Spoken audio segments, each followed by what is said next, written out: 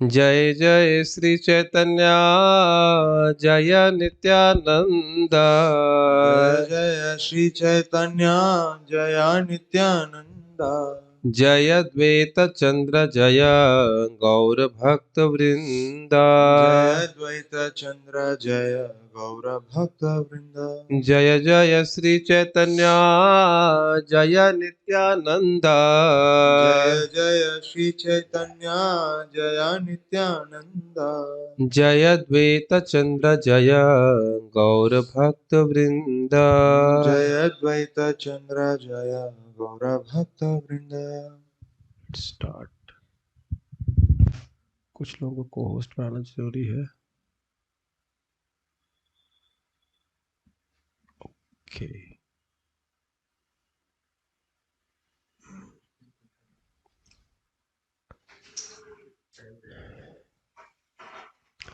हम लोग यहाँ पे आशा बंध के बारे में सुन रहे थे। उस संबंध में हमने एक श्लोक बहुत प्रसिद्ध सुना था। यहाँ पे भक्ति रसामृत सिंधु में ये कोट किया गया है और ये दिखाता है कि भक्त स्वयं अपने में कोई गुण नहीं देखता है, लेकिन भगवान की तरफ देखते हुए ये आशा करता है कि भगवान दीनहीनों पे कृपा अधिक करते हैं, इसलिए उसकी आशा रहती है कि भगवान मुझ पे भी कृपा करेंगे। एक बार फिर से गा लेते हैं, बहुत सुंदर श्लोक है, मेरे पीछे गाइए। न प्रेमा श्रवणादि भक्तिरपि वा योगोऽथवा वैष्णवो। न प्रेमा श्रवणादि भक्तिरपि वा योगोऽथवा वैष्णवो। ज्ञानं वा शुभकर्म वा कियदहो संजातिरप्यस्ति वा। ज्ञानं वा शुभकर्म वा कियदहो संजातिरपि अस्ति वा। संजातिरप्यस्ति वा। संजातिरप्यस्ति वा। हीनार्थाधिक साधके त्वयि तथाप्यच्छेद्य मूला सती। हीनार्थाधिक साधके त्वयि तथा अपेक्षदे मूला सती।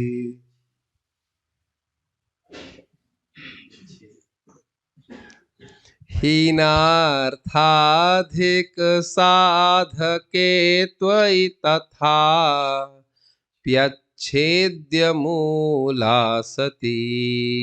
हीनार्थे अधिक साधके त्वयि तथा अप्येच्छेद्य मूला सती। हीनार्थाधिक साधके त्वयि तथाप्यच्छेद्य मूला सती। हीनार्थाधिक साधके त्वयि तथा प्यच्छेद्य मूला सती। हे गोपी जनवल्लभ व्यथयते हा हा मदाशैव माम्। हे गोपी जनवल्लभ व्यथयते हा हा मदाशैव माम्। न प्रेमा श्रवणादि भक्तिरपि वा योगोऽथवा वैष्णवो। न प्रेमा श्रवणादि भक्तिरपि वा योगोऽथवा वैष्णवो। ज्ञानं वा शुभकर्म वा कियदहो सजातिरप्यस्ति वा। ज्ञानं वा शुभकर्म वा कियदहो संजातिरप्यस्ति वा। हीनार्थाधिक साधके त्वयि तथा व्यच्छेद्य मूला सती।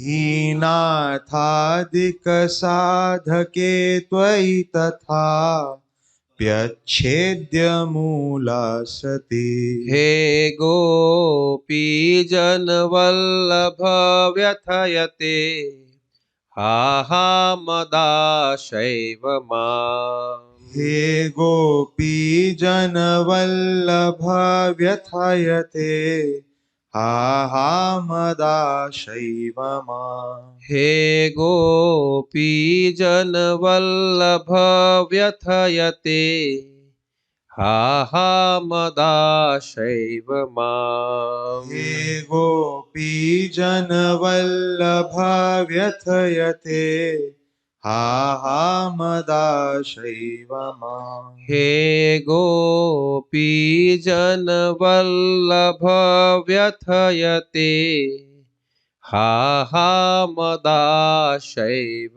माम्। हे गोपी जन वल्लभ व्यथयते हा हा मदाशैव माम्। हे प्रभु, ना तो मुझ में आपके लिए प्रेम है, ना ही मुझ में कीर्तन तथा श्रवण द्वारा भक्ति करने की योग्यता है, ना ही मुझ में वैष्णव की योग शक्ति, ज्ञान या पुण्यकर्म है, ना ही मैं उच्च कुल से संबंधित हूँ। इस तरह मुझ में कुछ भी नहीं है। फिर भी हे गोपियों के प्रिय, मेरे हृदय में निरंतर एक अटूट आशा है, क्योंकि आप अधम से अधम पर दया करने वाले हैं। वही आशा मुझे निरंतर पीड़ा दे रही है। श्लोक भक्ति रसामृत सिंधु 1:3-35 में आया।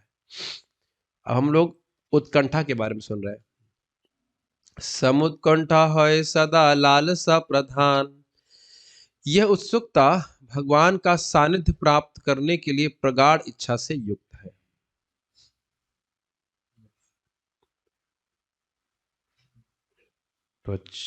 त्वच्छैशवं त्रिभुवनाद्भुतमित्यवेहि मच्चापलं च तव वा मम वाधिगम्यम्। तत्किं करोमि विरलं मुरलीविलासी मुग्धं मुखाम्बुजमुदीक्षितमुक्षणाभ्यां। वाह, क्या श्लोक लिखा गया है। त्वच्छैशवं त्रिभुवनादद्भुतमित्यवेहि त्वच्छैशवं त्रिभुवनाद्भुतमित्यवेहि मच्चापलं च तव वा मम वाधिगम्यम्। मच्चापलं च तव मम वाधिगम्यम्। मच्चापलं च तव वा मम वाधिगम्यम्। मच्चापलं च तव वा मम वाधिगम्यम्। तत्किं करोमि विरलं मुरलीविलासी। तत्किं करोमि विरलं मुरलीविलासी मुग्धं मुखाम्बुजमुदीक्षितमीक्षणाभ्याम्। मुग्धं मुखाम्बुजमुदीक्षितमीक्षणाभ्याम्। नए नए श्लोक कभी सुना नहीं होगा ना। त्वच्छैशवं त्रिभुवनाद्भुतमित्यवेहि त्वच्छैशवं त्रिभुवनाद्भुतमित्यवेहि मच्चापलं च तव वा मम वाधिगम्यम्। मच्चापलं च तव वा मम वाधिगम्यम्। तत्किं करोमि विरलं मुरलीविलासी। तत्किं करोमि विरलं मुरलीविलासी मुग्धं मुखाम्बुजमुदीक्षितमीक्षणाभ्याम्। मुग्धं मुखाम्बुजमुदीक्षितमीक्षणाभ्याम्।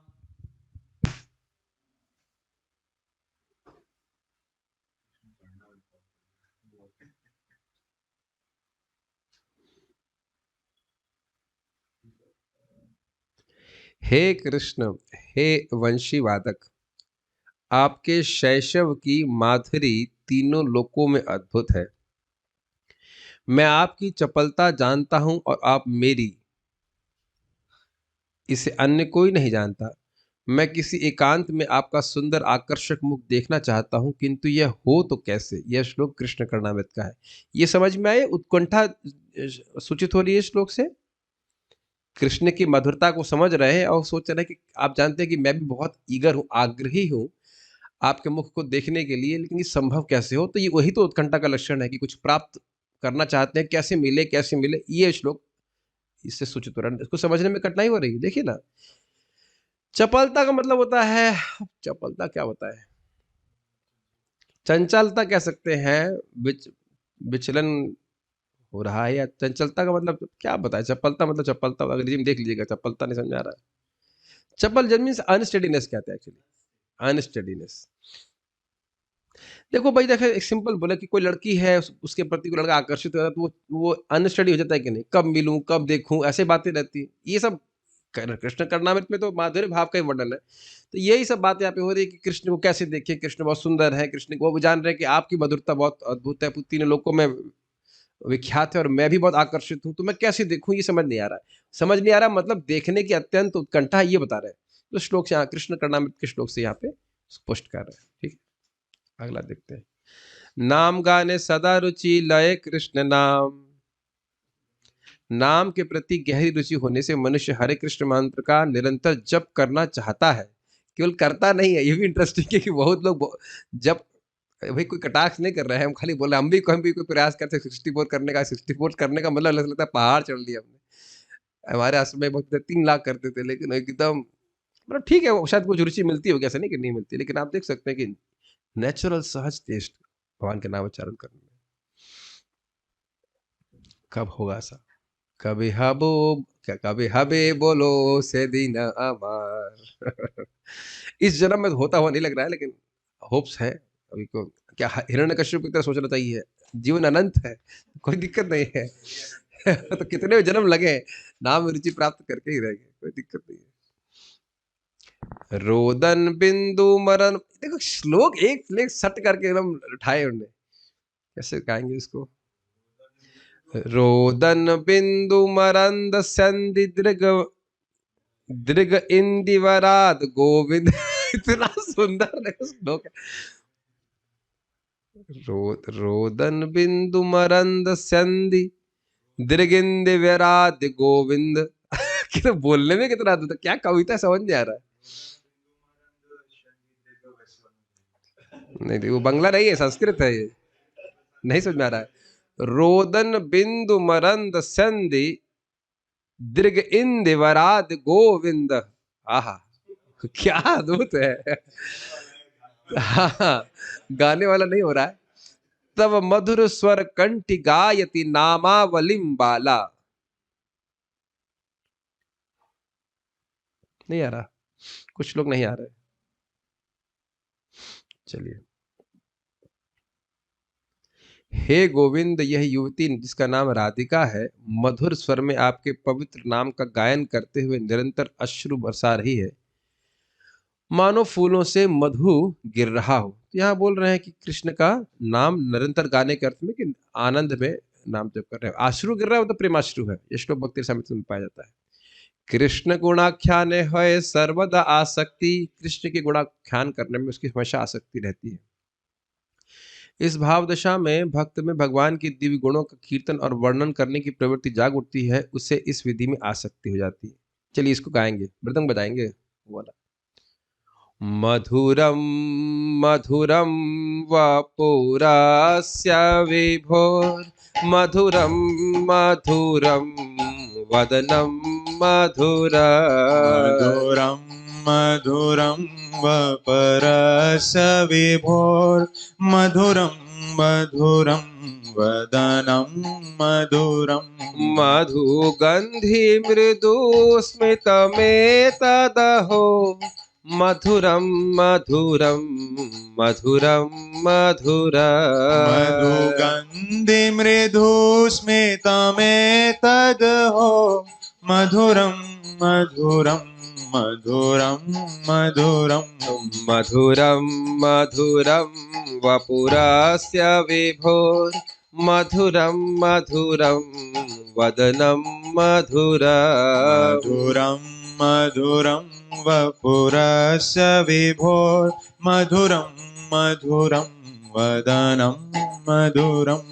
मधुगंध गन्धि मृदु स्मितमेतदहो मधुरम मधुरम मधुरम मधुरम। मधुगन्धि मृदु स्मितमेतदहो मधुरं मधुरं मधुरं मधुरम।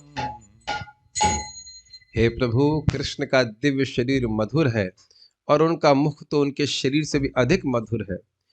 कितने मधु की गंध के समान, मधु मतलब शहद की गंध के समान उनके मुख की मृदु हंसी और भी मधुर है। सॉरी, कितने नहीं, किंतु मधु शहद की गंध के समान उनके मुख की मृदु हंसी और भी मधुर है। ये अगर आपको याद हो तो ये हम लोग ने सुना था जहां भगवान श्री कृष्ण के मुख के सौंदर्य का वर्णन किया गया था, कृष्ण के माधुर्य का वर्णन हो रहा था। ये चैप्टर नंबर 21 में पढ़ चुके हैं। यह श्लोक बिल्वमंगल ठाकुर कृत कृष्ण कर्णामृत से है। तो अब यह श्लोक क्यों कोट किया गया है? कृष्ण की मधुरता का अनुभव हो रहा है तो इसलिए एकदम आनंद में विभोर होकर इस तरह के श्लोक को गाता है भक्त, या पढ़ता है या लिखता है, जैसे कि यहाँ बिल्वमंगल ठाकुर जी लिखे हैं। और कितने कवियों ने भगवान गौड़ों का आख्यान इस प्रकार से किया है। यहाँ पे गौड़ों का आख्यान हो रहा है। कृष्ण लीला स्थान करे सर्वदा वसती। कृष्ण के भाव में मग्न भक्त सदैव ऐसे स्थान में निवास करता है जहां कृष्ण ने लीलाएं की थी। अब एक आप बात देख सकते हैं, कितना सुंदर शैली है। एक बंगला की बात बोलते तुरंत संस्कृत से प्रमाण दे रहे हैं। कितना टाइट ग्रंथ लिखा गया है। कदाहम यमुना तीरे अहं यमुना तीरे नामानि तव कीर्तयन् नामानि तव कीर्तयन् उद्वाष्पः पुण्डरीकाक्ष उद्वाक्ष्व पुण्डरीकाक्ष रचयिष्यामि ताण्डवम्। रचयिष्यामि ताण्डवम्। हे पुंडरीकाक्ष भगवान, कब मैं अपनी आंखों में आंसू भरकर यमुना के तट पर आपके नाम का कीर्तन करते हुए भाव में नृत्य करूंगा। यह श्लोक भक्ति रसामृत सिंधु में आया 1-2-156 में। समझ में आ गया कब वो दिन आएगा कि हम ब्रज में रह पाएंगे, ऐसे करके भावना कर रहे हैं, यमुना के तट पर अपने नाम का कीर्तन करेंगे। कृष्ण रतिर चिन्ह आई कैलो विवरण कृष्णेर रतिरचिन्ह केहि कैलु विवरण कृष्ण प्रेमेर चिन्ह एबे सुन सनातन। कृष्ण पे मेरा चिन्ह एबे सुनो सनातन। कृष्ण की रति की जो चिन्ह है उनका विवरण मैंने किया। कृष्ण प्रेम के चिन्ह को अब तुम सनातन गोस्वामी जी, आप सनातन गोस्वामी जी आप सुनिए। उसको बार बार ऑन ऑफ मत कीजिएगा, नहीं तो क्या कहा जा सकता है, वो रिकॉर्डिंग में भी खट खट खट खट की आवाज आएगी। वैसे ये भी दिक्कत है कि रखने से भी बेस्ट होगा कि आप उसको यूज कीजिए माइक स्टैंड, तो बार बार ऑन ऑफ नहीं करना पड़ेगा और हिलाना भी नहीं पड़ेगा उसको। That is much better. जिस व्यक्ति ने कृष्ण के लिए आकर्षण या भाव उत्पन्न कर लिया है वे उसके लक्षण, सॉरी ये उसके लक्षण है। अब मुझे उस व्यक्ति के लक्षण बताने दो जिसने सचमुच कृष्ण प्रेम प्राप्त कर लिया है। सचमुच का मतलब क्या है? कुछ लोग ढोंग कर सकते हैं, प्रभुपाद इसलिए कह रहे हैं सचमुच कृष्ण प्रेम प्राप्त कर लिया। हे सनातन, इसे मुझसे सुनो। जार चित्ते कृष्ण प्रेमा करए उदय जार चित्ते कृष्ण प्रेमा करय उदय तार वाक्य क्रिया मुद्रा विज्ञहना भुज। तारा वाक्य क्रिया मुद्रा विघ्न न भुज। ये बहुत इंटरेस्टिंग। जिसके चित्त में कृष्ण प्रेम का उदय हो जाता है उसके वाक्य मतलब क्या बोल रहा है, क्रिया मतलब क्या क्रिया कर रहा है, मुद्रा मतलब क्या भाव भंगिमा प्रस्तुत कर रहा है, विज्ञ व्यक्ति भी नहीं समझ पाता। तो इसे समझना बड़ा मुश्किल है। ये सोचिए, देखिए कि अगर मान लीजिए मैं अनर्थ निवृत्ति पे हूं तो मैं ये भी नहीं समझ सकता कि जो निष्ठा के स्तर पे उसकी क्या स्थिति है। ये एक सोचने वाली बात है।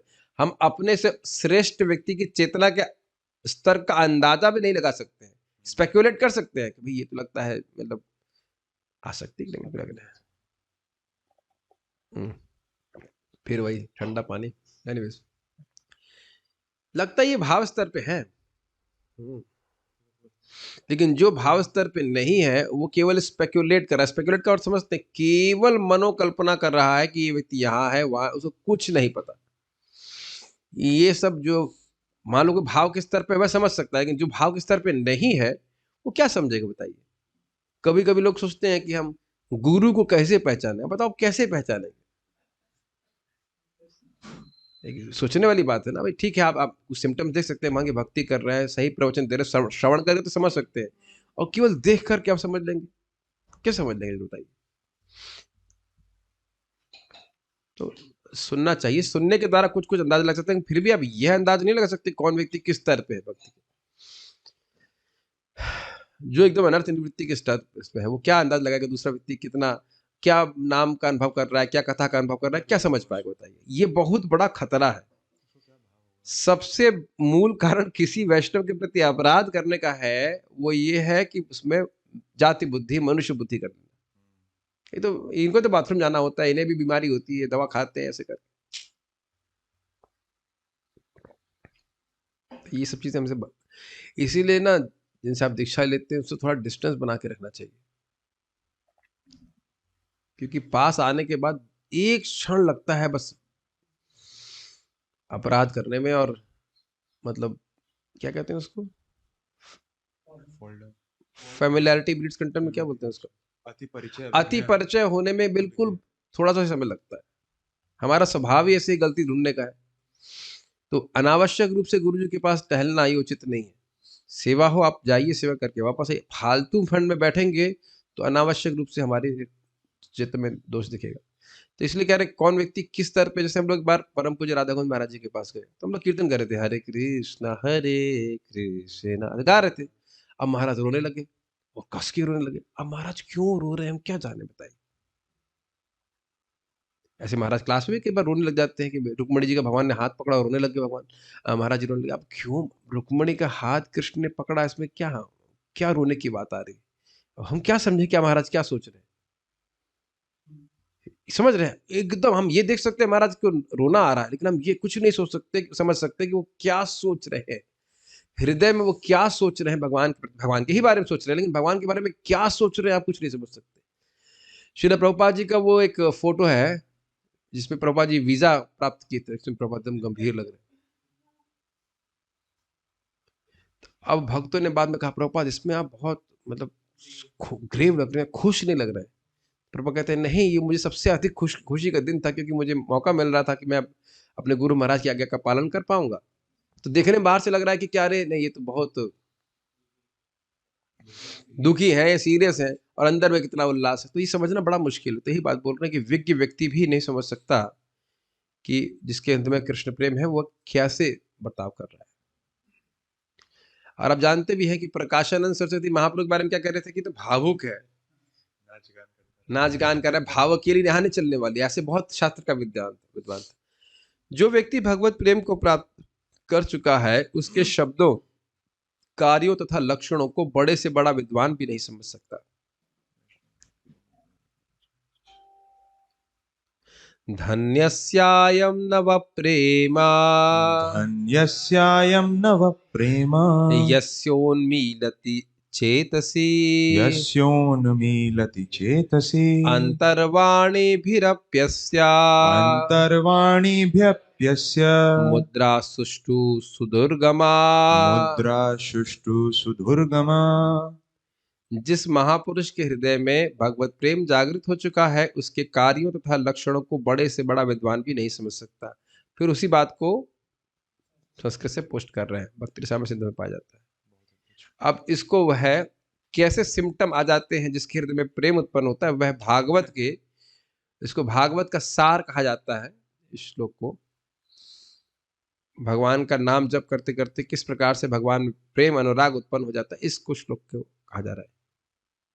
एवं वृतः स्वप्रिय नाम कीर्त्या, एवं वृतः स्वप्रिय नाम कीर्त्या, जातानुरागो धृतचित्त उच्चैः, जातानुरागो धृतचित्त उच्चैः, हसत्यथो रोदति रौति गायति, हसति यथतो रोदति रौति गायति, हसत्यथो रोदिति रौति गायति, हसत्यथो रोदति रौति गायति, हसत्यथो रोदिति रौति गायति, हसति यथो रोदति रौति गायति, हसत्यथो रोदिति रौति गायति, हसत्यथो रोदति रौति गायति, उन्मादवन् नृत्यति लोकबाह्य, उन्मादवन् नृत्यति लोकबाह्या एवं वृतः स्वप्रिय नाम कीर्त्या एवं वृता स्वप्रिय नाम कीर्त्या जातानुरागो धृतचित्त उच्चैः जातानुरागो धृतचित्त उच्चैः हस्त्य हसति यतो रोदति रौति गायति हसति यतो रोदति रौति गायति उन्मादवन् नृत्यति लोकबाह्यः उन्मादवन् नृत्यति लोकबाह्या।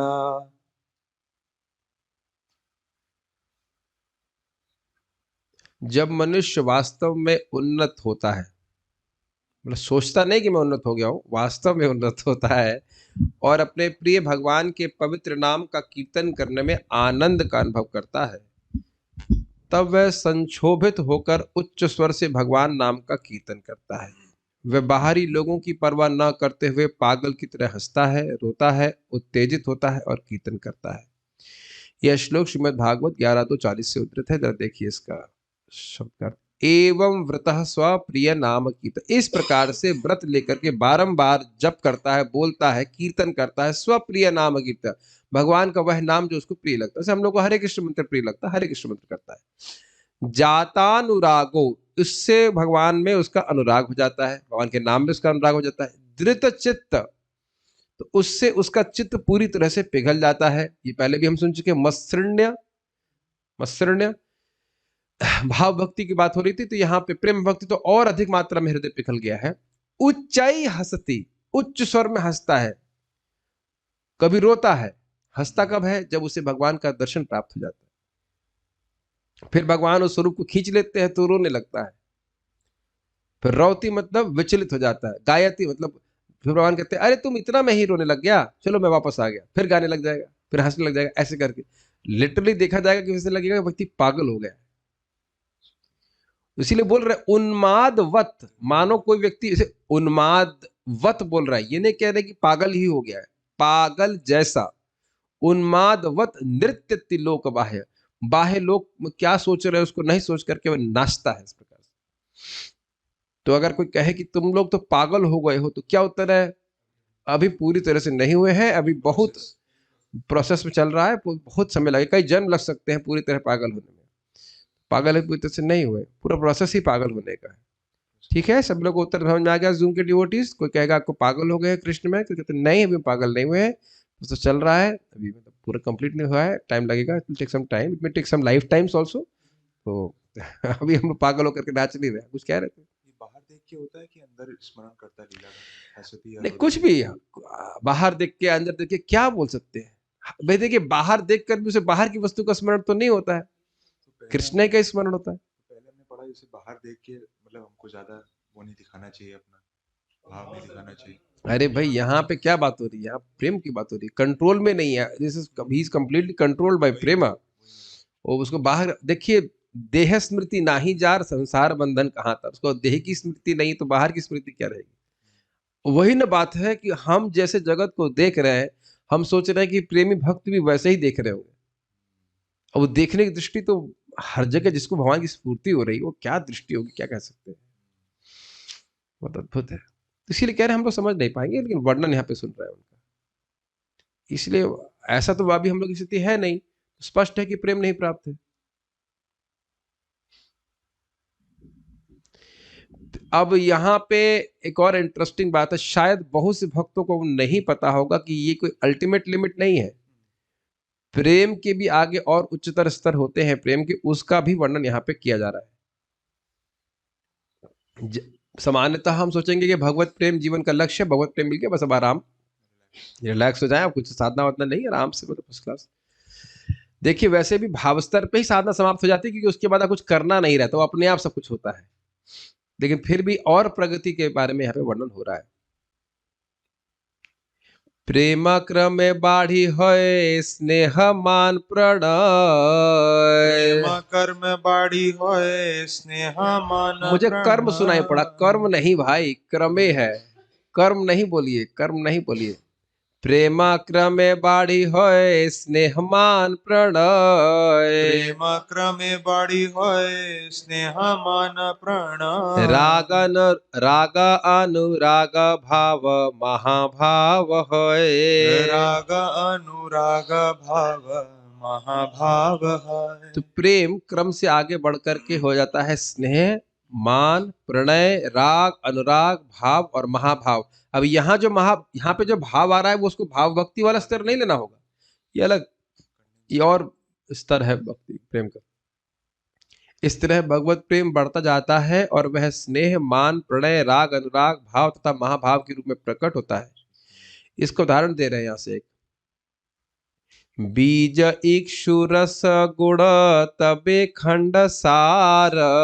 बीज इक्षु रस गुड़ा तबे खंड सार। शर्करा सीता मिचरी शुद्ध मिचरी आर। शर्करा सीता मिचरी शुद्ध मिचरी आर। इस तरह विकास की उपमा गन्ने के बीज, गन्ने के पौधे, गन्ने के रस, गुड़, खांड, साफ चीनी, मिश्री और शुद्ध मिश्री से दी जाती है।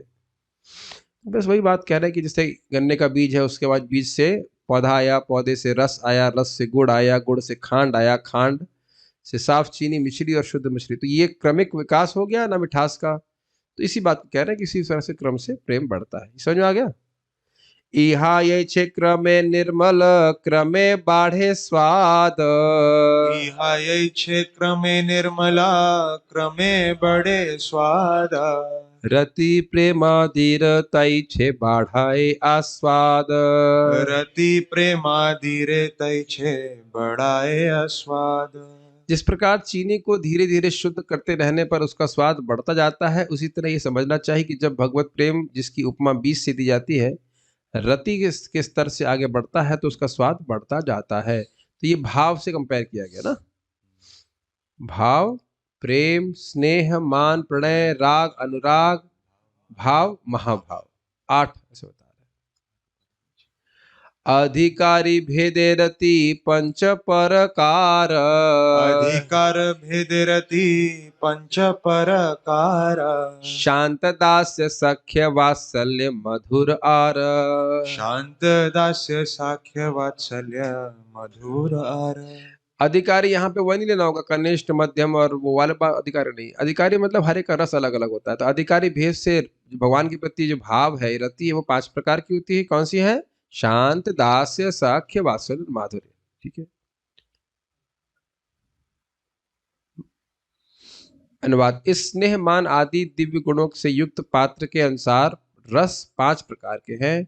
शांत, दास, सख्य, वात्सल्य तथा माधुर्य। भक्ति सम्य सिंधु में रति का वर्ण इस प्रकार हुआ है। व्यक्तम मसृण्यते वांतर लक्ष्यते रति लक्षणम मुमुक्षु प्रभृति नाम चेत भवेद एषा रतिर्नहि किंतु बाल चमत्कारकारी तच्चिन्न वीक्षा अभिगेन सुबोधयम रत्यभासः प्रकीर्तितः।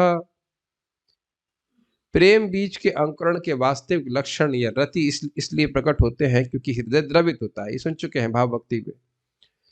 जब ऐसे लक्षण ज्ञानी तथा कर्मी में प्रकट हो तब उन्हें रति के वास्तविक लक्षण नहीं माने जा सकते। भक्ति के ज्ञान से रहित मूर्ख लोग रति के ऐसे लक्षणों की तब भी प्रशंसा करते रहते हैं जब वे कृष्ण की सेवा करने की आकांक्षा के स्थान पर अन्य किसी वस्तु पर आश्रित होते हैं। किंतु भक्ति में दक्ष व्यक्ति ऐसे लक्षणों को रति आभास कहता है।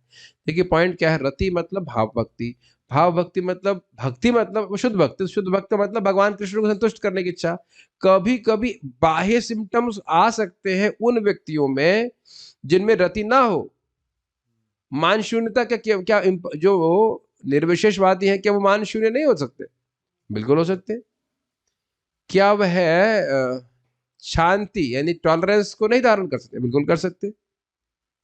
और साधना में भी लगे रह सकते हैं। लेकिन यह जरूरी नहीं है कि भगवान को प्राप्त करने की उत्कंठा हो। तो कुछ सिम्टम आ रहे हैं, कुछ गुण प्रकाशित हो रहे हैं, ऐसा लग रहा है कि भाव भक्ति हो तो हाँ भाव भक्ति हो ना। भगवान की भक्ति, इसीलिए प्रभात कह रहे जो भक्ति में दक्ष है वह ऐसे लक्षणों को रति आभास कहेगा। रति जैसे लग रहे हैं लेकिन वास्तविक रति का सिम्टम नहीं है। समझ गए? एई पंच स्थाई भाव है पंचरस, यही पंच स्थाई भाव है पंचरस, एई पंच स्थाई भाव है पंचरस, यही पंच स्थाई भाव है पंचरस, ये रसे भक्त सुखी कृष्ण होय वश। यही रसे भक्त सुखी कृष्ण है वश। तो ये 5 स्थाई भाव है, वही मतलब शांत, दास्य, सख्य, वात्सल्य और माधुर्य। और इस रस में भक्त सुखी हो जाता है। भगवान की भक्ति में सेवा करता है, उसको अनंत सुख मिलता है। और ऐसी भक्ति से भगवान कृष्ण भी उस भक्त के वश में हो जाते हैं। ठीक, स्थाई भाव समझ में आ गया आप लोगों को? फिक्स्ड भाव, स्थाई मतलब फिक्स, परमानेंट भाव। ये पांचों दिव्य रस स्थायी रूप से विद्यमान रहते हैं। भक्त इनमें से किसी एक के प्रति आकृष्ट हो सकता है और इस तरह वह सुखी हो जाता है। कृष्ण भी ऐसे भक्त की ओर उन्मुख होते हैं और उसके वश में हो जाते हैं। एक भक्त बोल रहे थे, क्या हम इसकी डिमांड कर सकते हैं क्या? मैंने कहा, डिमांड का क्या वाश्य है बताइए। मान लीजिए क्या अपने पिताजी से आप डिमांड करेंगे हमें आपसे वात्सल्य रस में नहीं, सॉरी मैं सख्य रस में रहना चाहता हूँ। डिमांड का क्या मतलब हुआ बताइए। इस जगत में भी कोई आपसे डिमांड करे, मैं आपका मित्र मेरी डिमांड है कि आप मेरे मित्र बनिए। डिमांड, प्रार्थना, प्रार्थना शब्द तो डिमांड ही यूज किया ना।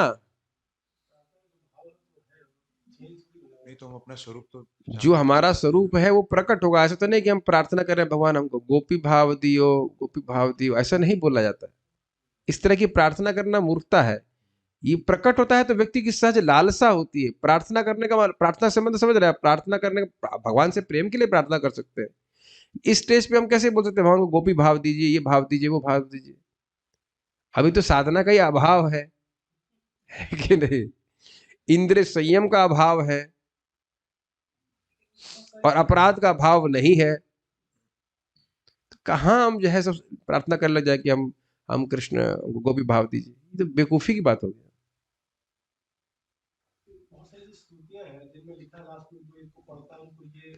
हाँ, बहुत सारी स्तुतियां लिखी हैं कि जैसे हम लोग रोज गाते ही है, करो निजी दासी इत्यादि, तो आचार्यों ने बोला है। लेकिन जरूरी तो नहीं कि सभी का दासी भाव ही हो। तो फिर इसका मतलब क्या हुआ बताइए? किसी का वात्सल्य भाव नहीं हो सकता है या दास्य नहीं हो सकता है। तो हम जब प्रभु जी प्रार्थना करते हैं कि हमारी पूर्व स्मृति याद दिला दे हमको, जैसे भगवान से प्रार्थना करते हैं कि हम जो भटक गए हमको, तो वो कौन सी स्मृति की बात कर रहे हैं? संबंध है तो दास देखिए, है। सिंपल हमको प्रार्थना करना चाहिए भगवान से अभी कि भगवान हमें सच्चा भक्त बन सके, हमें प्रेम दीजिए, प्रेम की योग्यता दीजिए, नम्रता से हम नाम जप कर सके। ये सब प्रार्थना प्रैक्टिकल है। अब इसीलिए कभी कभी हम लोग गा देते हैं, राधा कृष्ण प्राण मोरा, है प्राण हमारे। देखिए, इसीलिए भक्त लोग बोलते हैं नहीं भी गाना चाहिए। वो गाने में अच्छा लगता तो गा देते हैं, लेकिन क्या वाकई राधा कृष्ण प्राण है हमारे? अगर पूछ लिया जाए तो प्राण होने का मतलब बहुत बड़ी बात होती है, समझ रहे हो? जैसे सांस हमको प्रिय है, क्या इस प्रकार से श्री राधा कृष्ण हमको प्रिय है? ये मुझको प्रिय है, नींद प्रिय है मेरे को, तो अभी खाना प्रिय है, और बाकी क्या प्रिय है वो बता नहीं सकते। तो इसीलिए प्रार्थना हमारे जैसे भक्तों के लिए होता है। मोसमापतिता प्रभु ना पाई बे आर। तो ये ठीक है, हम भी कभी कभी गा देते हैं, रोज हम नहीं गा सकते। राधा कृष्ण प्राण मोरा जुगल किशोर, कहाँ सेवा कर रहा है? अगर बोल दिया जाए कि डीटी की सेवा करनी है तो 100 बार सोचेगा, दो बार स्नान करना पड़ेगा। क्या प्राण है बताइए? हम डिस्करेज नहीं कर रहे हैं। Devotee can aspire under the shelter of Shriman Chaitanya Mahaprabhu, लेकिन हर चीज के लिए योग्यता होती है। प्रपात कहते हैं इसको first deserve and then desire. तो जब योग्यता होगी तो इस प्रकार की सेवा करेंगे। अभी तो हम नाम जप करें, भक्ति करें, मतलब योग्यता के अनुसार व्यक्ति होता है। यहाँ पे स्पष्ट बात है कि किस भाव में सेवा करना चाहता है व्यक्ति, उसका वो फिक्स रहता है। भक्ति साम्य सिंधु में स्थायी भाव का वर्णन इस प्रकार मिलता है।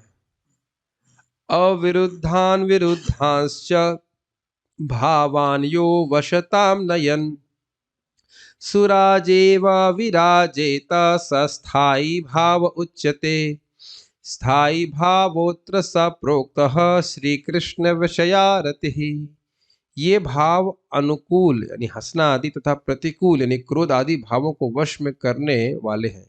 वे जब ये भाव राजा के समान बने रहते हैं तब ये स्थायी भाव कहलाते हैं। कृष्ण के प्रति निरंतर भावात्मक प्रेम स्थायी भाव कहलाता है। देखिए समझने का प्रयास कीजिए। ये भाव यानी कि शांत, दास्य, सख्य, वात्सल्य और माधुर्य आदि अनुकूल और प्रतिकूल भावों को वश में करने वाले। मतलब दास्य भाव में व्यक्ति हंस सकता है या रो सकता है, सख्य भाव में व्यक्ति भक्त जो है वो हंस सकता है या रो सकता है, या और अन्य चीजों में हंस सकता है रो सकता है। मतलब हंसना, हंस रहा है, दो भक्त हंस रहे हैं, मान लो प्रेमी भक्त हंस रहे हैं, लेकिन वो किस भाव में हंस रहे हैं? दास भाव में भी हंस सकते हैं, कुछ कृष्ण की लीला का स्मरण करके, और सख्य भाव में भी हंस सकते हैं। भाई दास भाव में वह भगवान की ऐसी लीला का स्मरण करेगा जहां पे वो कोई दास भगवान की सेवा कर रहा है, और उसमें कुछ अनुकूल बात होगी तो हंसेगा, और प्रतिकूल बात होगी तो रोएगा, कुछ भी करेगा। क्या ये बात समझ में आई? स्थायी भाव फिक्स है, 5 भाव। अब इसमें इसके इन भावों के कारण बाहर रूप से क्या क्रिया प्रतिक्रिया हो रही है, वह तो उस भाव पे आश्रित है कि नहीं? समझ रहे हैं? मान लो कोई सख्य भाव में है और वह वो लीला का स्मरण कर रहा है कि कृष्ण ने कहा, कृष्ण को उनका मित्र कहता है, अरे मेरी माँ ने बहुत अच्छा खाना बनाया है, तो कृष्ण अरे मेरे को दे दो। नहीं, मैं किसी को नहीं दूंगा, मैं किसी को नहीं दूंगा, किसी को नहीं दूंगा, ऐसी शास्त्र में वर्णन है।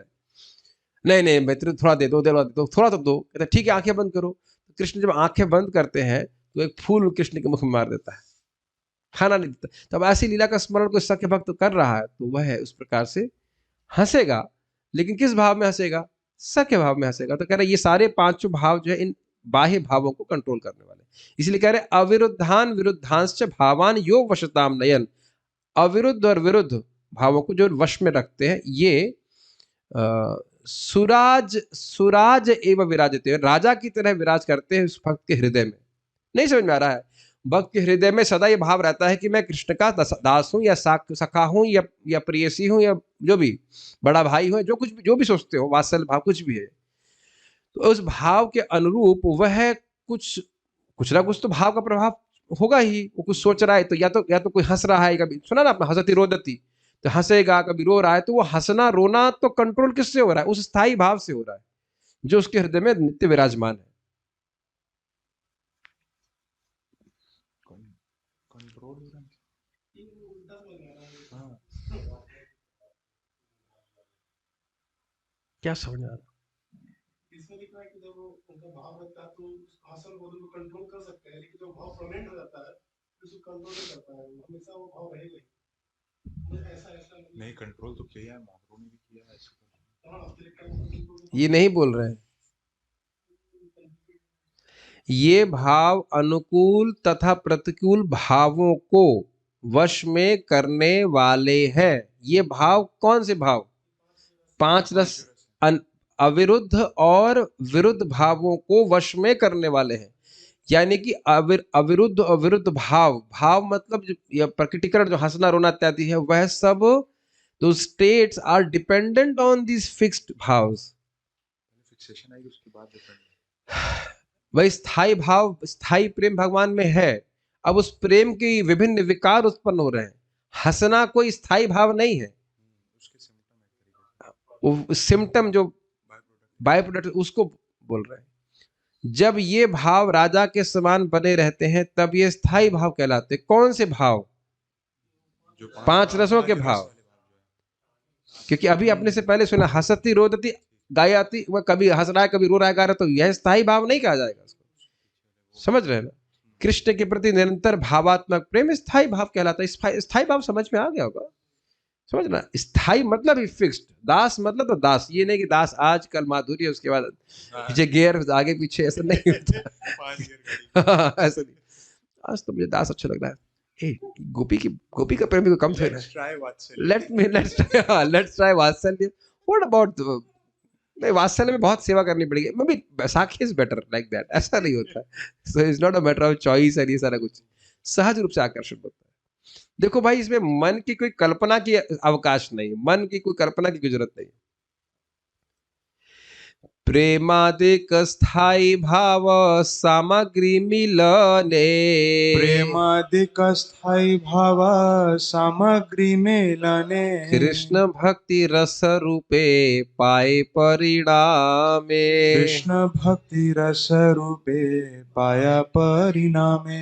जब स्थायी भावों शांत दास आदि को अन्य सामग्री के साथ मिला दिया जाता है तब भगवत भक्ति रूपांतरित होकर रसों से युक्त हो जाती है। इसका क्या मतलब है देखते तात्पर्य में क्या लिखा है। भक्ति रसामृत सिंधु में निम्नलिखित परिभाषा दी गई है। अथास्य केशवैर्तेल रक्षिताया निगद्यते सामग्री परिपोषेणा परमा रसरूपता विभावैरनुभावश्च सात्विके व्याभिचारिणी स्वाद्यत्वं हृदि भक्तानाम् आनीता श्रवणादिभिः एषा कृष्णरतिः स्थायी भावो भक्तिरसो भवेत्। जैसा कि पहले कहा जा चुका है, कृष्ण या केशव के प्रति प्रेम रसों से युक्त होकर सर्वोच्च अवस्था को तब प्राप्त होता है जब इसकी सामग्रियों की पूर्ति हो जाती है। विभाव, अनुभाव, सात्विक तथा व्याभिचारी के द्वारा श्रवण तथा कीर्तन में गति आती है और भक्त कृष्ण प्रेम का आस्वादन कर सकता है। तब कृष्ण के प्रति अनुरक्ति या स्थायी भाव भक्ति रस बन जाता है। चलिए क्लास बंद करते हैं, समझ नहीं आ रहा कुछ। देखिए कुछ समझ नहीं आ रहा है, इसको आगे पढ़ते हैं, समझ नहीं आया। कुछ गलती ना हो जाए। पढ़ के आता हूँ, कल क्लास देते।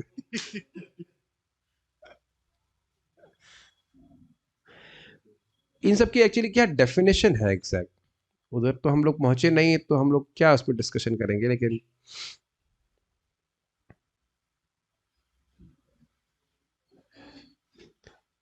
अब विभाव मतलब विशेष भाव, अनुभाव पहले पढ़ चुके हैं हम लोग। आंतरिक जो भाव उसके होता है भगवान के भक्तों के प्रति प्रेम या भक्तों का भगवान के प्रति उसकी वजह से बाह्य रूप से क्या क्रियाएं होती है उसको अनुभाव कहते हैं।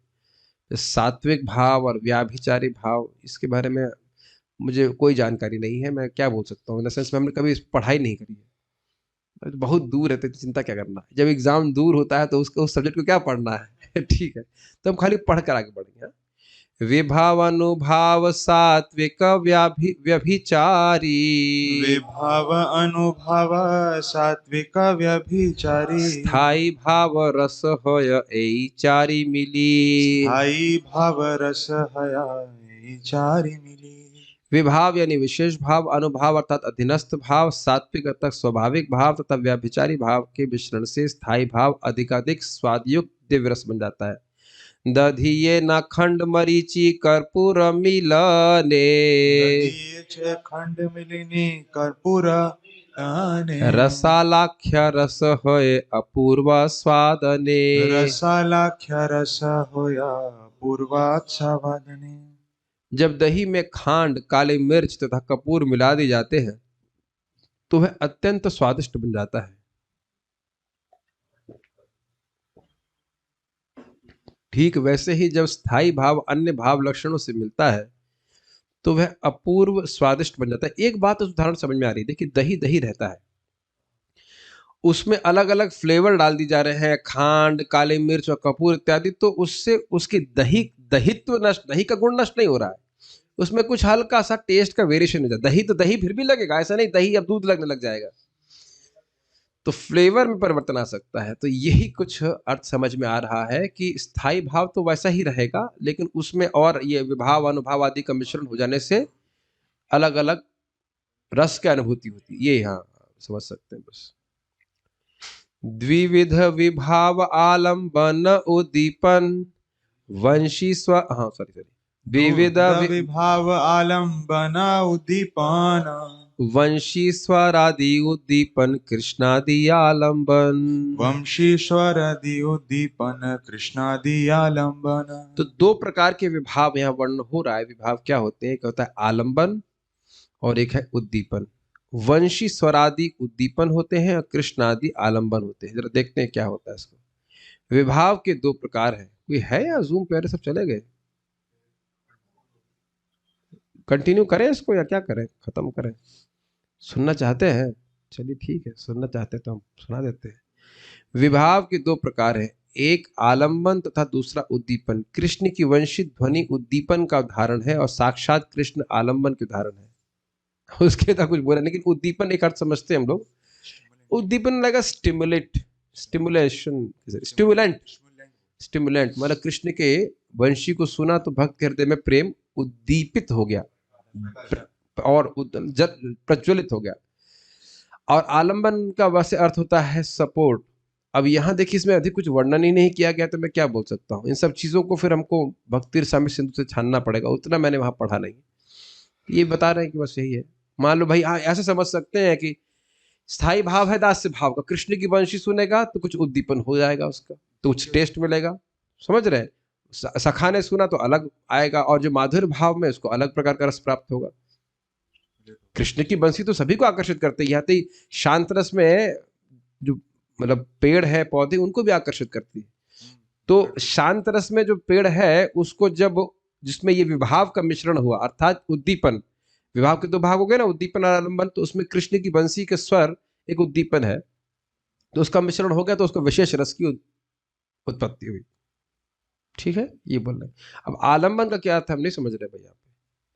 अनुभाव स्मित नृत्य गीतादि उद्भास्वर, भाव स्मित नृत्य गीतादि उद्भस्वार, स्तंभादि सात्विक अनुभावेर भीतर, स्तंभादि सात्विके अनुभावेरा भीतर। तो अनुभाव में स्मित यानी मुस्कान, नृत्य मतलब नाचना, गीत मतलब गाना, उद्भास्वर शारीरिक भावों के लक्षण है, और स्तंभ आदि सात्विक स्वभाव, ये सब अनुभाव के भीतर है। हंसना, नाचना, गाना तथा शरीर के विभिन्न प्रकट लक्षण अनुभाव अधीनस्थ भाव के अंतर्गत आते हैं। स्तंभ इत्यादि सात्विक भावों को अनुभावों के अंतर्गत माना जाता है। भक्ति रसामृत सिंधु में विभाव की परिभाषा इस प्रकार दी गई, चलिए देखते हैं क्या है। तत्र गेया विभावास्तु रत्यास्वादन हेतवः, ते द्विधालंबना एके तथैवोद्दीपना परे। कृष्ण प्रेम का आस्वादन कराने वाला कारण विभाव कहलाता है। विभाव की दो कोटियां हैं, आलंबन तथा उद्दीपन। अग्नि पुराण में कहा गया है कि विभाव्यते ही रत्यादिर यत्र येना विभाव्यते, विभावो नाम सद्वैधालंबनो दीपनात्मकः। जिससे कृष्ण प्रेम प्रकट हो वह विभाव कहलाता है। इसके दो विभाग होते हैं, आलंबन जिसमें प्रेम प्रकट होता है, तथा उद्दीपन जिससे प्रेम प्रकट होता है। ठीक है, अब तो क्लियर समझ में आ गया भाई। देखिए, कृष्ण की बंशी सुनी तो उस बंशी से कृष्ण के प्रति प्रेम प्रकट हो गया कि नहीं, और आलंबन मतलब सपोर्ट, तो किस में प्रेम प्रकट हो गया, किस में, कृष्ण में। आप समझ में आ गया विभाव का अर्थ। भाई देखिए, जैसे आप ये समझिए कि गोपियों को ने कृष्ण की बंसी की ध्वनि सुना तो किससे उनका प्रेम प्रकट हो गया, प्रेम तो है, प्रेम प्रकट और कैसे हो गया, वंशी से हो गया, और किस में हो गया, कृष्ण में। तो उद्दीपन हो गया बंसी की ध्वनि, और आलंबन हो गया, आलंबन हो गया कृष्ण स्वयं। स्पष्ट समझ में आ गया। किशन किशन किशन किशन भगवान, कोई बात नहीं, भगवान सब भावग्राही। कोई कृष्ण बोलता है, कोई किशन बोलता है, कन्हैया भी बोलते हैं। ठीक है, भक्ति रसामृत सिंधु में आलंबन के विषय में कहा गया है, कृष्णश्च कृष्ण भक्ताश्च बुद्धेर आलंबनामतः रत्यार देवीर्षयत्वेन तथा धारत्यापि च। प्रेम का लक्ष्य कृष्ण है और उस प्रेम को धारण करने वाला कृष्ण का भक्त है। उस प्रेम को धारण करने वाला पात्र कृष्ण का भक्त है। विद्वान लोग दोनों ही को आलंबन या आधार कहते हैं। इसी प्रकार हाँ, ये तो एक और हमने बात सीखी। और कृष्ण में प्रेम उत्पन्न हो गया तो कृष्ण प्रेम का आधार क्या है, कृष्ण। और कृष्ण से प्रेम कौन कर रहा है, उनके पार्षद, तो उनको भी आलंबन कहा जाएगा। बड़ा इंटरेस्टिंग डेफिनेशन मालूम चल रही है। उद्दीपन जिससे प्रेम उत्पन्न हो, तो प्रेम उत्पन्न हो किस में, कृष्ण में, और किस को, भक्त को। तो दोनों ही प्रेम के पात्र हुए, आधार हुए कि नहीं। भाई कोई कृष्ण से प्रेम कर रहा है तभी तो प्रेम की बात हुई कि ना, कोई कर रहा है, किसी में कर रहा है। तो इस प्रकार से आलंबन के हमने दो अर्थ समझे। अब तो समझ में आ रहा है, हमारे जूम ड्यूटी सब बेहोश हो गए लगा है। कुछ समझ में आ रहा है? आलंबन,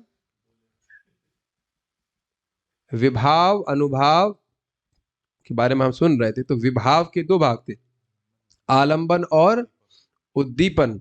उद्दीपन मतलब वंशी आदि ध्वनि जिससे कृष्ण में प्रेम प्रकट हो जाए, और आलंबन मतलब कृष्ण में जिसमें प्रेम हो रहा है और जिसको प्रेम हो रहा है, दोनों को ही आलंबन यहाँ पे कहा जा रहा है। तो भक्त भी आलंबन है कृष्ण प्रेम के, और कृष्ण भी आलंबन है। आलंबन का मतलब आधार, सपोर्ट।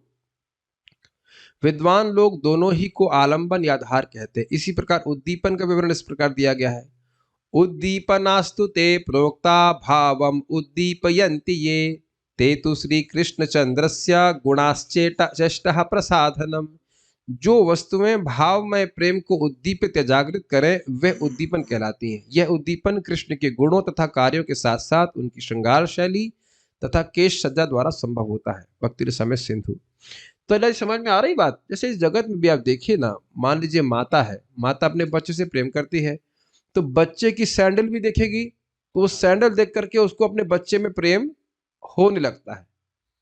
होने लगता है कहने का आशय क्या है? पहले से प्रेम नहीं है, पहले से प्रेम है, लेकिन प्रेम और प्रकट होने लगता है। उस प्रेम के संग वह उद्दीपन मिल गया तो वह प्रकट होने लगता है। समझ में आ रहा है कि नहीं आ रहा है? किससे प्रेम होता है?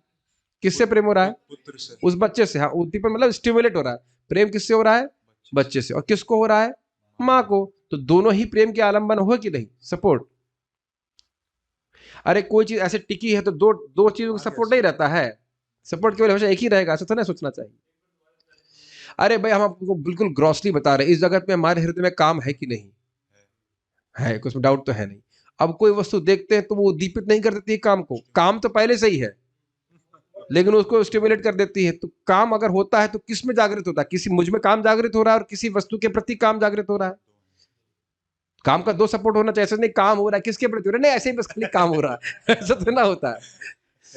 किसी व्यक्ति वस्तु के प्रति काम हमारे वासना जागृत होती है। हमें जैसे समझाना पड़ता है कि यही समझ में आती बात और क्या कर उसका अनुभव कर पा रहे ना, इसलिए उद्दीपन नहीं होता है। अरे बहुत ग्रॉस नहीं, जलेबी की बात सोच लो आप, जलेबी देख मुंह में पानी आने चलो तो जलेबी उद्दीपन हो गया कि नहीं हो गया? तो इसी प्रकार से, लेकिन जलेबी को देख करके जलेबी वाले से प्रेम नहीं होता है ये दिक्कत है कि नहीं? लेकिन आप समझ सकते हैं इस प्रकार से प्रेम जिसको होता है वो इस प्रकार से अनुभव करता है।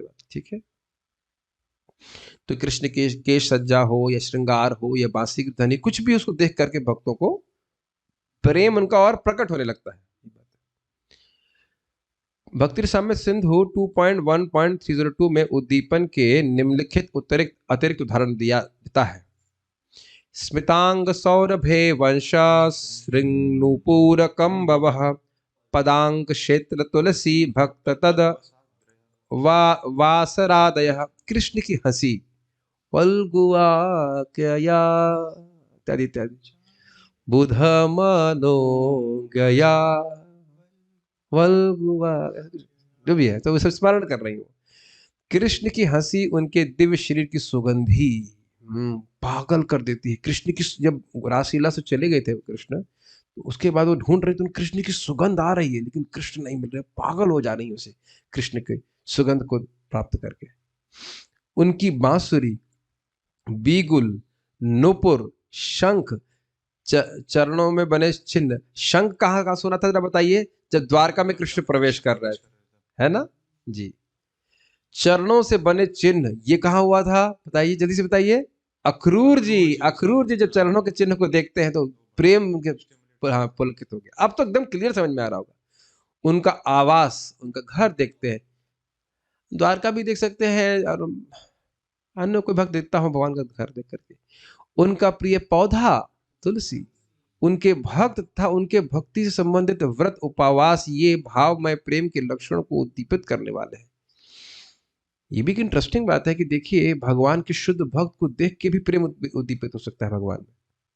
आप देखिए प्रभुपाद जी की फोटो देख, हम लोग तो प्रेम स्तर पे नहीं है, लेकिन प्रभुपाद जी का फोटो देख करके व्यक्ति के मन में कुछ भक्ति भावना जागृत होती है ना, कितने शुद्ध भक्त हैं इत्यादि इत्यादि। महाप्रभु स्वयं जब शुद्ध भक्त के लक्षण प्रस्तुत कर रहे थे तो उनको देखकर कितने ही लोग भगवान की भक्ति को प्राप्त हो गए थे, है कि नहीं? ये सब बातें, ये सब इसमें उद्दीपन में आएंगे। भक्ति रसामृत सिंधु में अनुभाव का वर्णन, ये सब विभाव के बारे में सुन रहे थे। भक्ति रसामृत सिंधु में अनुभाव का वर्णन इस प्रकार दिया गया।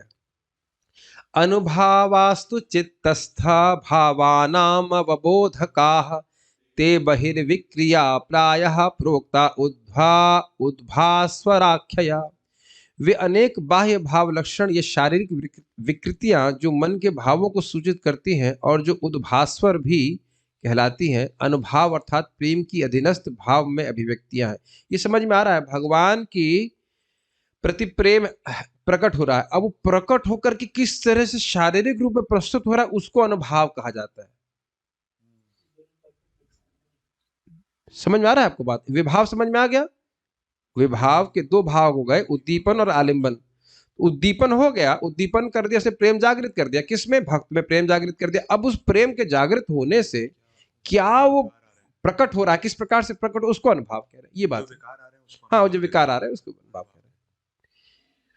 इनमें कुछ लक्षण है नृत्य करना। ध्यान दीजिए, अनुभाव भगवान में भी आते हैं, आप पढ़ चुके हो उसको। यस्यानुभावम वेद शिवतम, तब सुन चुके कि भीष्मदेव कहते हैं कि इनके अनुभाव को, कृष्ण के अनुभाव को तो शिव जी जानते हैं, नारद जी जानते हैं इत्यादि। क्या अनुभव था कि जैसे वो युद्ध कर रहे हैं, अर्जुन युद्ध कर रहे हैं भीष्मदेव से, और भीष्मदेव इतना तेज युद्ध कर रहे हैं कि अर्जुन लड़ नहीं पा रहे हैं। तो भगवान का भी अनुभव ये होगा कि नहीं, आज तो अर्जुन को मार देंगे, यही भाव आ रहा है, तुरंत कूदे। ये सब अनुभव ही तो है ना कृष्ण का। वो कूद रहे हैं, उनको बाण मारे जा रहे हैं, वो ध्यान नहीं दे रहे हैं, उनका वो पीताम्बर टूटा जा रहा है, उत्तरी गिर जा रहे हैं, सब अनुभव के ही लक्षण है कृष्ण के। ये हाँ, सेम भाई, भगवान का भी तो भक्तों से प्रेम है ना, तो उद्दीपन हुआ ना इस प्रकार से, उसका ये अनुभव प्रकट हो रहा है। इनमें से कुछ लक्षण है नृत्य करना, गिर जाना, भूमि पर लौटना, जोर जोर से गाना तथा रोना, शरीर में विकार, शरीर में रंग परिवर्तन भी हो जाता है, जोर जोर से शब्द करना, अंगड़ाना, दीर्घ निश्वास मतलब लंबी लंबी सांसें लेना, अन्यों की परवाह ना करना, लाल टपकाना, लालास्त्राव, उन्मत्त हंसी, अट्ठास, थूकना, हिक्का इत्यादि। ये सभी लक्षण दो विभागों में रखे जाते हैं, शीत और क्षेपण, ठंडे गर्म नहीं, मतलब एक्टिव। गाना, अंगड़ाना आदि शीत कहलाते हैं, एवं नाचना शारीरिक विकार क्षेपण कहलाते हैं। क्षेपण मतलब फेंकना, मतलब एक्टिवली शरीर में प्रस्तुत करना। तो अनुभव भी समझ में आ गया। जो प्रेम के विकार प्रस्तुत होते हैं प्रेम के कारण शरीर में, उनको अनुभाव कहते हैं। इस प्रकार से इनका वर्णन किया गया है। श्रील भक्ति सिद्धांत सरस्वती ठाकुर अपने अनुभाष्य में उद्भास्वर का वर्णन वैदिक शास्त्रों के आधार पर इस प्रकार करते हैं। थक गए या पढ़ूं अभी? इसको तो पढ़ के रुकना है, थक गए तो कोई बात नहीं। ये भी विकार एक है शरीर में। फिलॉसफी बहुत ज्यादा उद्दीपन करती है, तो एक अनुभाव प्रकट होने लगता है। उद्भासन्ते स्वधाम्नीति प्रोक्ता उद्भास्वरा बुधै, निव्युत्तिर्य धम्मिलंस्त्रसनं गात्रमोटनं, जृंभाग्राणस्य फुल्लत्वं निश्वासाद्याश्च ते मताः। मेन बात यह है कि शरीर में क्या विकार आ रहे हैं, वो बात है, वो उसको अनुभाव कहते हैं प्रेम के कारण। अब उसके अलग अलग कैटेगराइजेशन यहाँ बताया जा रहे हैं। भाव में प्रेम में किसी व्यक्ति के बाह्य शरीर में प्रकट होने वाले लक्षणों को विद्वज्जन उद्भास्वर कहते हैं। इनमें से अधोवस्त्र की गांठ ढीली होना तथा उत्तरीय वस्त्र एवं केश का बिखरना कुछ एक लक्षण है। अन्य लक्षण है शारीरिक विकार, अंगड़ाना, नथुनों के अगले भाग का फूलना, तेजी से सांस चलना, हिचकी आना, गिर जाना तथा भूमि पर लौटना। भावात्मक प्रेम के बाह्य प्रदर्शन स्पष्ट समझ में आ रहा है। मेन बात है कि क्या शारीरिक विकार आ रहे हैं, इसको अलग अलग बोल रहे हैं। स्तंभ तथा अन्य लक्षणों का वर्णन मध्य लीला में हुआ है। जो हेवी ब्रीदिंग और ये क्या हो गया? ये 52 हम 51 में पढ़ रहे थे या एकदम से आगे? अच्छा नहीं, 51 पढ़ते, इसके आगे हम आगे पढ़ेंगे कल। हम थक गए हैं, मतलब सॉरी, आप लोग की थकान हो गई होगी, मुझे समझ में बहुत ज़्यादा नहीं आ रहा होगा। इतना समझ में आ गया कि स्थायी भाव से जब अनुभाव, आज हमने सीखा स्थायी भाव से जब विभाव, अनुभाव, व्याभिचारी भाव और सात्विक भाव इत्यादि मिलते तो और आस्वादनीय हो जाता है। विभाव था उद्दीपन और आलंबन, और अनुभाव मतलब शारीरिक विकार। उसके बाद आगे के विकारों के बारे में हम कल पढ़ेंगे, भगवान ने चाहा तो। श्री चैतन्य चरितामृत की जय, श्री प्रभुपाद की जय, निताई गौर प्रेमानंदे। मेरा प्रश्न है